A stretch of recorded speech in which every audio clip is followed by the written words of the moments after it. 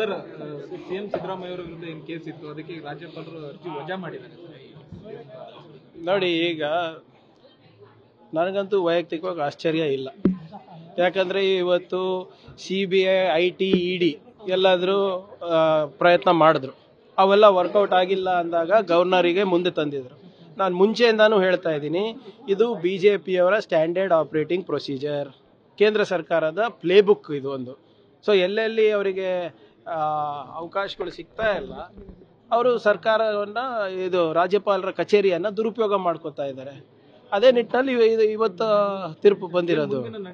ಕಾನೂನು ಹೋರಾಟ ಇದೆ ಅಲ್ಲ, ಅವ್ರ ಹತ್ರ BJPಯವರ ಹತ್ರ ಮತ್ತು ಕೇಂದ್ರ ಸರ್ಕಾರ ಹತ್ರ ಗವರ್ನರ್ ಇದ್ದರೆ, ನಮ್ಮ ಹತ್ರ ಬಾಬಾ ಸಾಹೇಬ್ ಅಂಬೇಡ್ಕರ್ ಅವರ ಸಂವಿಧಾನ ಇದೆ, ನಾವು ಅಪೀಲ್ ಮಾಡ್ತೀವಿ.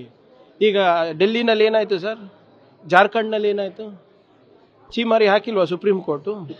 V will fight this legally.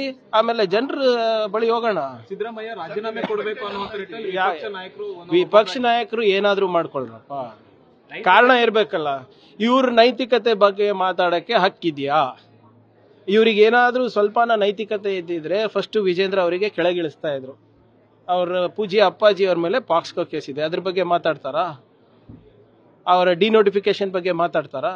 ಇವ್ರ ನೈತಿಕತೆ ಮಾತಾಡೋಕ್ಕೆ ಏನಾದರೂ ಹಕ್ಕಿದೆಯಾ BJP ಅವರಿಗೆ?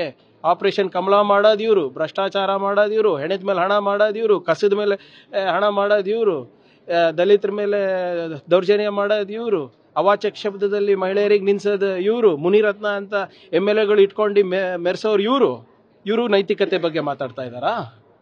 Do they have any moral right? First ಏನಾದರೂ ನೈತಿಕತೆ ಇದ್ರೆ ಇದ್ರ ಬಗ್ಗೆ ಎಲ್ಲ ಮಾತಾಡಿ, ಆಮೇಲೆ ಸಿದ್ದರಾಮಯ್ಯ ಅವ್ರ ಸಾಹೇಬ್ರ ಹತ್ರ ಬನ್ನಿ. ಸರ್, ಇನ್ನೂ ಸುಮಾರು ಕೇಸ್, ಸಾಲು ಕೇಸ್ಗಳಿದಾವೆ.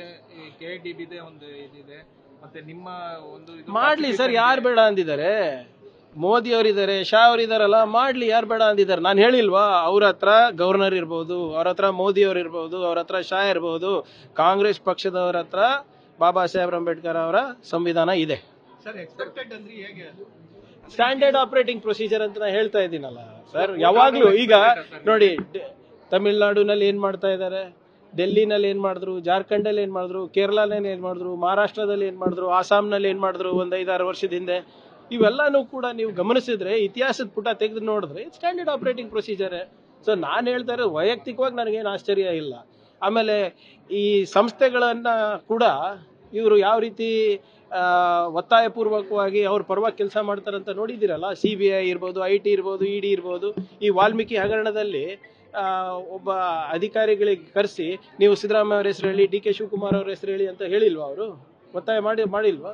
ಸೊ ಇದೆಲ್ಲಾನು ಕೂಡ BJPಯವರ ಒಂದು ಪ್ಲೇಬುಕ್ ಅಂತ ನಾವೇನು ಹೇಳ್ತೀವಿ, ಅದ್ರ ಪ್ರಕಾರ ಆಗ್ತಾ ಇದೆ ಅಷ್ಟೇ.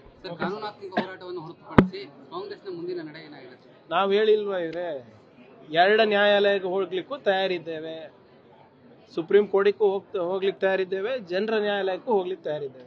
Okay sir. ನ್ಯೂಸ್ ಫಸ್ಟ್, ನಿರ್ಭೀತಿಯಿಂದ ನಿಮ್ಮ ಪರವಾಗಿ.